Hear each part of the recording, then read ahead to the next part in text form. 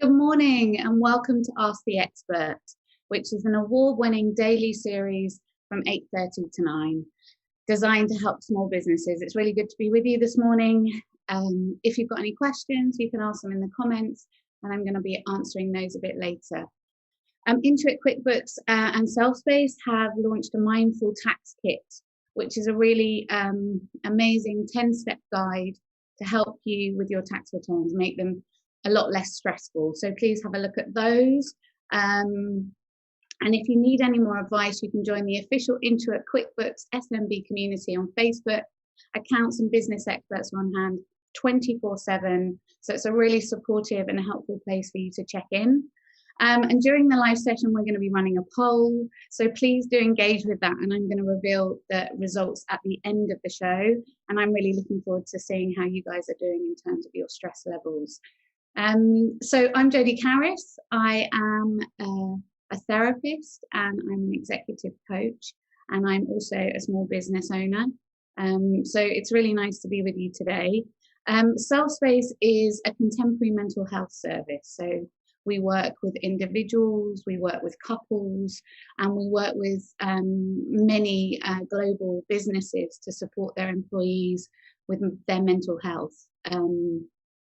It's been a difficult year, hasn't it? And it feels like there are many pressures on human beings at the moment in terms of financial, economic pressures, as well as our mental health. Many of us are having to wear lots of hats, whether that's parenting at home, teaching, managing much uncertainty in the world.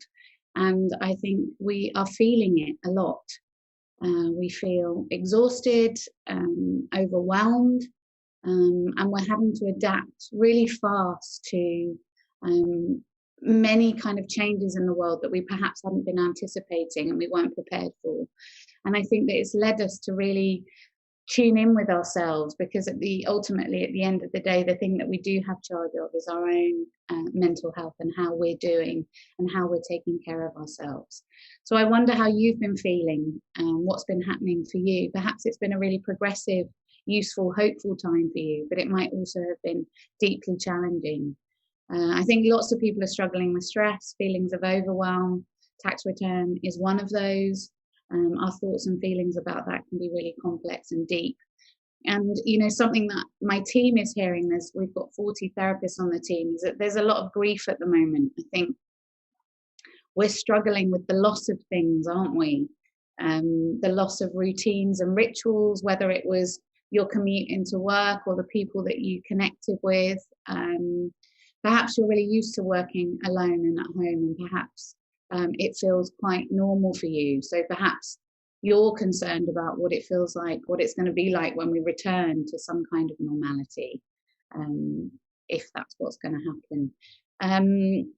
And I think that, it's quite normal during times of deep adversity to feel many different feelings. And we might have moments of anxiety, we might have moments of depression, and we might really be feeling stress and overwhelm. And I think it's really important to say here that we want to kind of mitigate stress. I hear people a lot saying, I feel so stressed. And there are two types of stress. There's really good stress, actually, which is low levels of stress, which help motivate us, mobilize us. They kind of promote us forward into doing things. But then there's also bad stress, which is things that build up in the background, things that we aren't dealing with or tending to. And these types of stresses can build up into kind of a paralyzing force, really, which makes even doing everyday tasks difficult. And I think the pandemic has really enhance this for lots of people. I think with so many things that are out of our control, levels of stress can build really quickly. And in our guide on the website, you can have a look at some of the things that you can do to support your kind of stress levels and help your mental health. Some of the top tips, we talk in the self-space camp about everyday mental maintenance, and what we mean by everyday mental maintenance is how do you look after your mental health every day, particularly in the UK. I think that we expect our mental health to be good all of the time, and if it isn't, we feel that there's something wrong with us. But what we don't talk about is the hard graft that's involved with keeping ourselves mentally well. The expectation that you're always going to feel good is wrong in our mind. And so if we can really get down with the fact that we're going to feel different all of the time. Emotions are very transient, they move very fast, particularly if you're running a small business. There's huge amounts of pressure across the board. And so some of the things that we would say to support your kind of well-being, the things that you can do every day is, one of them is feel your feelings. Try not to kind of get rid of them too quickly. Check in with yourself every day. How am I doing? What's happening for me? Breathe. We take for granted what amazing beings we are, that we are breathing every single day. It's quite incredible, really. And use your breath to control what's happening for you. Take some moments out and notice how powerful you are, really. How you speak to yourself matters. We can have a tendency to be really quite mean to ourselves, I think, overcritical and judgmental, particularly if we haven't got anybody to speak to about what's happening for us. We can internalize a really negative voice. And I always say, speak to yourself as you would a friend or somebody that you loved and cared about and was supporting. Self-love is such an important commodity in terms of your confidence and esteem. So be careful how you speak to yourself. Don't be afraid to call for backup. Talking about our vulnerabilities can be really, really difficult, can't it? Saying, listen, I'm not doing so well, I'm really struggling with this, can be really hard, and we can feel quite ashamed about voicing it. Think about the people you trust and who you can speak to, and do call for backup. Sleep, water, food. We're like plants. We need the consistency and the routine. Having a good night's sleep. Look, parents with toddlers and young children don't spend hours and hours thinking about sleep for their children for no reason. Dealing with an overtired child is horrible. And so apply the kind of same rules to yourself. Quiet spaces, enough time to get a good night's sleep. Make lists before you go to bed if sleep is challenging for you, but it is really important. Drink lots of water, eat good food, but don't restrict yourself too much. And as I said before, checking in every day with how you're feeling is really, really important. We've got lots of questions in the queue, so I'm looking forward to answering those. And do have a look at our top tip guide if you think any of those tips were helpful that I just mentioned. So moving on to some of our questions. Stephen from Twitter has direct messaged, and he says, hi Jodie, how can I manage loneliness? While I'm not an extrovert, this lockdown situation has affected me deeply. You're totally not alone, Stephen, and even though I know that we can feel deeply alone, there are many, many people talking about the same thing. He says he feels quite lonely a lot and it freaks him out. Yeah, I know that feeling. It's really, really challenging, isn't it? The idea of how we connect to people. And what I would say is we can have many, many interactions with people that don't mean anything, which can really enhance our sense of loneliness.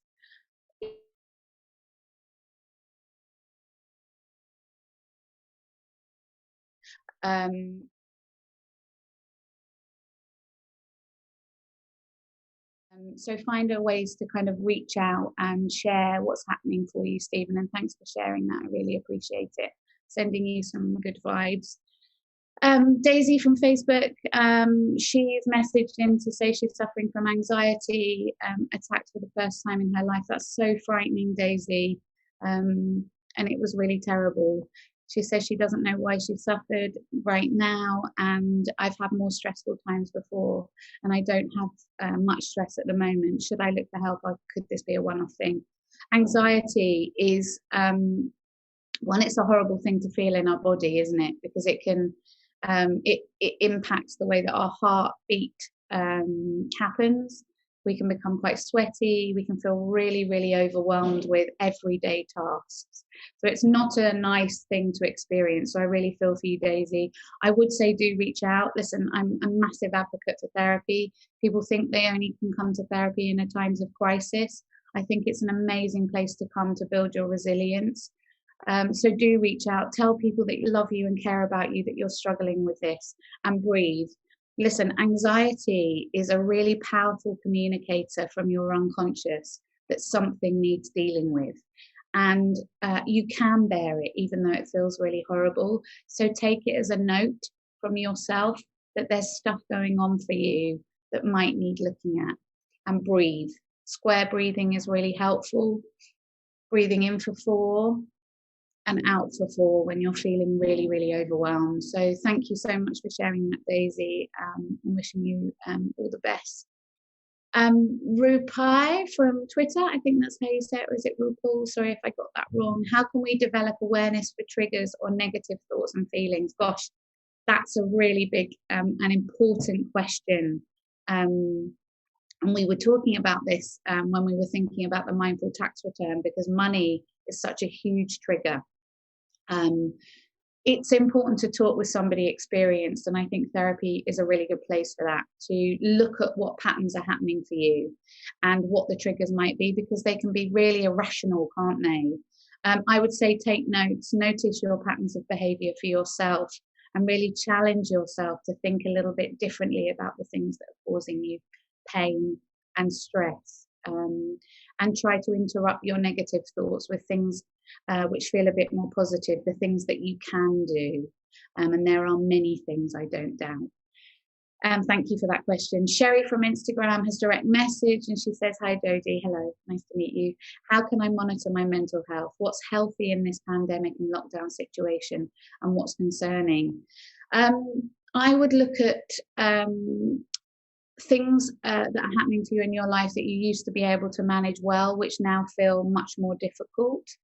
I would notice if you're avoiding others. We can often convince ourselves that we're avoiding social situations in a bid for self-care, but sometimes this can be complete disconnection. So notice the things that you are doing that might not be healthy. You might be leaning towards overeating, over drinking, over exercising, or not moving enough. So these everyday things, keep a check on what's happening for you, Sherry, and the things that make you feel good, do more of them, and notice the things that don't feel so good. So thanks for that question, really important one. Junaid has messaged in from Facebook Messenger. Hello, Jodie, can you share some ways in which we can offer emotional support to friends, family members, or co-workers during these challenging times? Lovely question.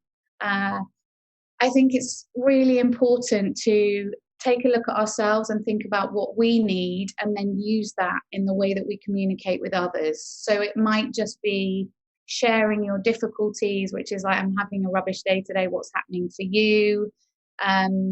Things that make people smile, find memories, sending pictures of you guys together, thinking a bit hopefully about the future and what it's going to be like when you meet up. Finding ways to really connect with people in ways that make you feel good. How people love to be seen. Winnicott says it's a joy to be hidden, but a disaster not to be found. And people really like to be seen. So think about the things that you know about others and reach out in a kind of compassionate way. But it's a really important question, isn't it? How are we connecting with other people? So thank you. Shawcat from Facebook says, hi Jodie, I sometimes find it hard to self-motivate myself, and I get anxious because I'm not completing what I need to. Have you got any tips?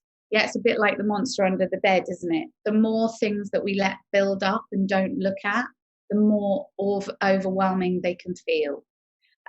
So try to break them down into bite-sized pieces, and try to set achievable tasks every day that you can do. So it might be a 20-minute walk, and I'm going to tackle the top 2 things on my to-do list. Make a list of the things you need to do, but don't make it so huge that you're ticking things off for the sake of it. And really try to manage things in the here and now. So what can I do? And know that it's not always going to be easy. Sorting out that thing that you've been putting off for weeks and weeks isn't going to be joyful, but we can do it. We are resilient enough. So take it into bite-sized pieces and keep lists and begin. Start today, do one thing, because you're going to feel so much better and more empowered for it. Laura on Instagram, Story says, is online therapy effective? Is it secure and confidential? At Self-Space, we're doing hundreds of sessions every week. It is different being on Zoom or whatever than it is in the room. But yes, it is effective. Don't let it put you off. It's a great space for you to have some time to think about yourself. And we all really need a bit of time to talk and think about ourselves. We don't need to be an island. It is confidential and it is secure, and qualified practitioners are bound by codes of conduct, which means everything you say stays safe within that space unless you're a risk to yourself. So do reach out, Laura. You can find us at theselfspace.com, book a session, come down, or we can do it virtually, whichever works for you. Vincent from Instagram says, how can I tell my colleagues I'm not okay? I'm working too much and want more balance to focus on myself. God, that's such a big thing at the moment, isn't it? Particularly with this idea that we're always on. There's a really always on culture. It's okay to say just that, Vincent. I feel like I'm really stretched, I'm exhausted, and I'm working too much. These are the boundaries I'm going to put in place. I'm going to stop working at 6. I'm going to make sure I take a lunch break. Communicate yourself to others so that you don't feel you're disappointing them when you aren't always on. It's absolutely vital that you take care of yourself. So do it. Set some parameters, and sharing and exposing your vulnerabilities is really powerful for others too, Vincent. And I think that many of us can feel really kind of afraid about bringing ourselves into the space. Our kind of personal emotions in the workspace, and actually I think it really enhances the way that we're seen, the way that we're felt. And I suspect other people you're working with, Vincent, are feeling exactly the same. So go for it. Put some boundaries in place. Communicate to your team or your managers what you're going to be doing and why. Good luck. Bianca from Facebook, she says, what tips do you have for parents to have crucial conversations with their teens about mental health? What are some signs to be concerned about that will require them to reach out to a professional? Hi, Bianca. I've got a 13-year-old as well and an 11-year-old. So I'm with you in terms of the complexities of understanding what is happening for our teens. You know, in the context of what's happening right now, it's such a difficult phase for them because many teenagers were expecting to move into a space of more autonomy, more independence. And actually what's happened for them is they've kind of moved backwards in terms of what they can and can't do. So I think this is bringing up lots of frustration and anger for teenagers, particularly the 11 to 15 bracket. I think are finding this really hard. I mean, it's difficult for all of us, and it's really difficult for parents. Try to make quality time for children and young people away from screens and phones. Be really clear about boundaries. I think that's really important, particularly as they're doing their schoolwork from home. So what's the expectation here? And praise them when they are delivering. I would talk to your children or your child just about what's happening for them and explain what's happening for you. Children respond very well to modeling. So to say, I'm finding this really difficult, what I'm really missing is X, Y, and Z, and ask them what's happening to them. So try to find moments every day to check in with what's happening. I would, depending how old your child is, I would maybe also ask to check their phones, to see what they're kind of putting out there can be a really good, and say that you're doing it because you want to take care of them and you want to know that they're safe. Reassurance is really important. Look, I'm here for you. And making it okay for them to feel everything. We all feel a bit uncertain right now, and it's okay to name that. And our young people are feeling absolutely that too. Ask them what they need. What would be helpful for me to do for you right now? How can I support you, and what do you need?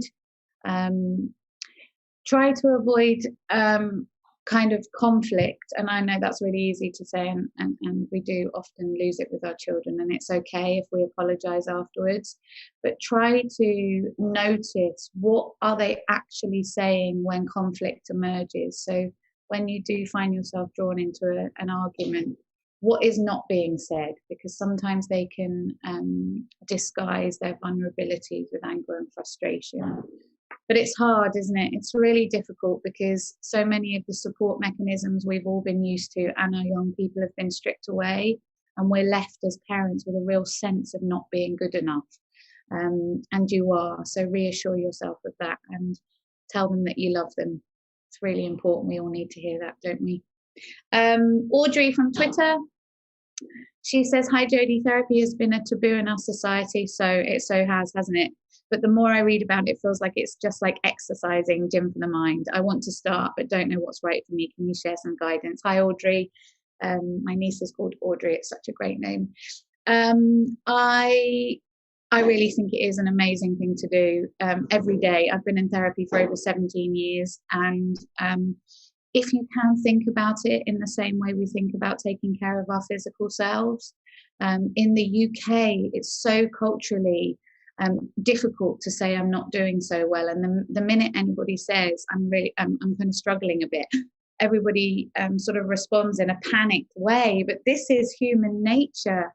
We are not going to be thriving all of the time. It doesn't mean there's anything seriously wrong with you. Therapy is an amazing place to check in with yourself, test things out in a safe space that you can then bring into your life. So it might be conversations you find difficult. It might just be coming in and saying, I don't know what's going on for me, but I feel completely out of sorts. I think the misconception about therapy is that you have to have experienced a deep trauma, or you have to be in crisis to go. I would think about it as just a kind of another string to your self-care bow, and having somebody that can support you. Therapists it doesn't all need to be really serious. You can have a laugh. They're there to champion you and to love you when you can't love yourself. And I think it's really, really supportive. So go for it. You can have a look at our website. We've got 40 therapists. So book a session and just try it and see how you get on. It would be great to welcome you, Audrey, and I hope you find a way to it. Joanne from Instagram. Good morning, Jodie. It's been an inspiring session listening to you. Oh, that's very sweet. Thank you. What would your top tips to begin practicing mindfulness from today? Good question. So when we talk about mindfulness, we're talking about how do we make things a bit more conscious for ourselves? How can we be in the present a bit more? And these things really help us. So my top tips around mindfulness are: notice what you're avoiding. What are the things you are not doing? So it might not just be jobs, but it might be people that you're avoiding, emotions that you're trying to deny yourself. Jealousy is one that people kind of swipe away really quickly, and anger. Write down, what are you feeling? What needs tending to? And we all know what that feels like when there's a kind of nagging sense of a conversation that you might need to have with a family member or a friend, or and tend to it right now. Take a moment to connect with nature in the day, whether that's a walk, stretch, breathe, and be nice to yourself. I think there's quite a lot of pressure in silencing the noise with mindfulness. Sometimes I think we need to get into the noise, see what's around, and then we can be more mindful. So tend to what's happening for you is really important. It's a really big thing, isn't it? Because you can hear people talking about meditating and mindful practice, and it can feel like pressure on us. Like, why am I not why can't I do this? Or why is this not working for me? I know that when I started practicing yoga, all I had in my mind was my car registration plate, and I couldn't understand why I couldn't get past this. And I felt jealous of everyone else who was kind of really into it. And I think it's really important to find your own way into things. I should imagine that you know what works for you. Is it sitting quietly with a book, resting? Is it talking to people that you care about? What are the things that make you feel good and more present? And notice as well if you're doing a lot of navel gazing. So if you're thinking a lot about historical events or things that kind of keep you looking inward, notice what they are and find a way out of them. So it might be writing them, it might be talking to somebody else, but find a way to disrupt that a little bit so that you can be a bit more out in the world for yourself. Also, dreams are really important, not in a kind of mystic at the fairground dream kind of interpretation, but your dreams are messages from your unconscious or things that need to be heard. So keep a little journal by your bed. Think about it as your dream journal and just write down. Often dreams don't live in neat stories, but in feelings. Like you might wake up with a feeling of dread or whatever it is, joy, and write it and then have a look at it and see if you can make sense of it, or you can take it to therapy. But thank you for asking. Matthew from Twitter says, I wanted to ask you a bit about self-compassion. So important. When you say that we should communicate with ourselves, how can we actually do that in our practical life? E.g., is journaling a good way to go? Yeah, self-compassion. We can really struggle with that, can't we? Particularly if we didn't learn self-compassion in our families or the way that people spoke to each other. I think we're moving forward now generationally in the way we talk about our feelings with our children, but historically it's not something that was done very often. So when it comes to how do we talk to ourselves compassionately, we can really struggle with the tools to do that. The first thing I would do is, as I mentioned before, taking a moment out each day to ask yourself, now, what do I need? What do I need today? What am I feeling and what do I need? It might be I feel really uncertain. I feel a bit lost. I feel a bit lonely. And then what is it I need? What do I need? And one of my clients says, she asks herself, and what do you need, my love? And I think that's a really nice way to talk to yourself and address challenging things. So work out what you need and then how am I going to get it?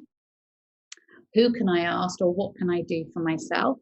Notice when you have a really critical voice arising all the time, which might sound like you're not good enough, you're not doing well enough, all these other people are living a life out here that's better than mine, and try to really focus on the things that are working for you. What are the things that make you feel good? I think self-compassion can also look like exercising.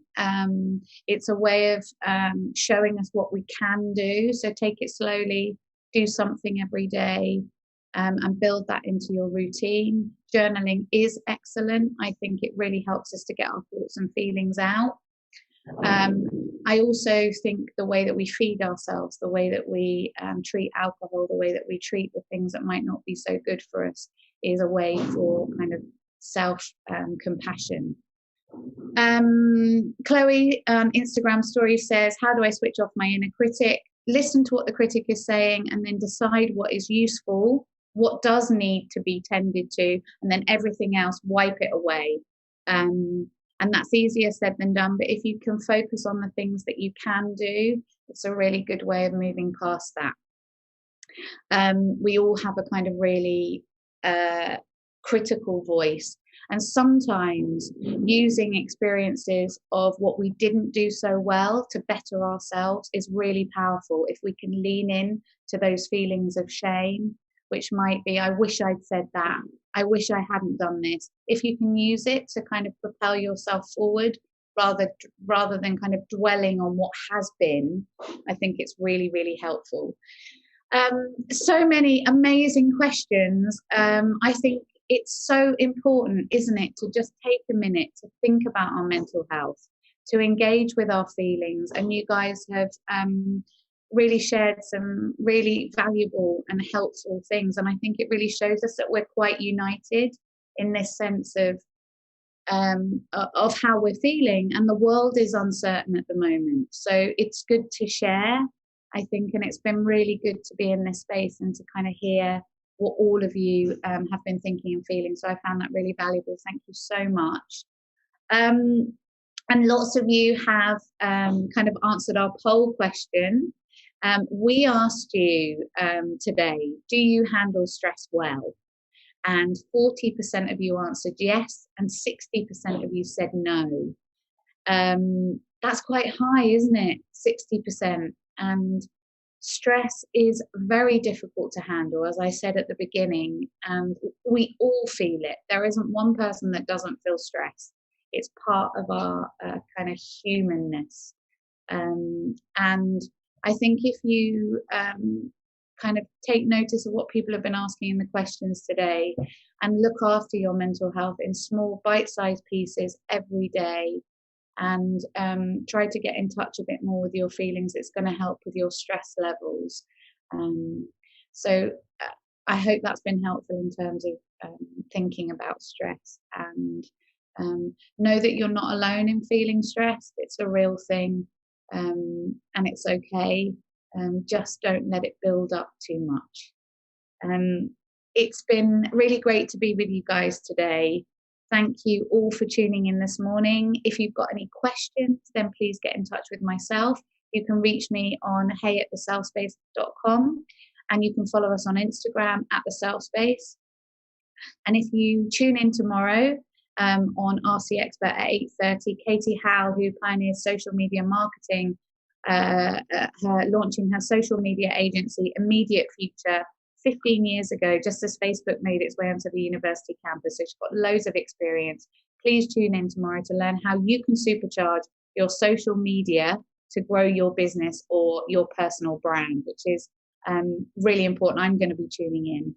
And don't forget to join the official Intuit QuickBooks SMB group on Facebook, and also have a look at our Mindful Tax Kit. It's not just helpful for your tax return, actually. I think it's got loads of really useful things that you can check in with every day, and you can find the link in the comments box. I've really enjoyed being with you. Thank you so much for sharing, and have a lovely day.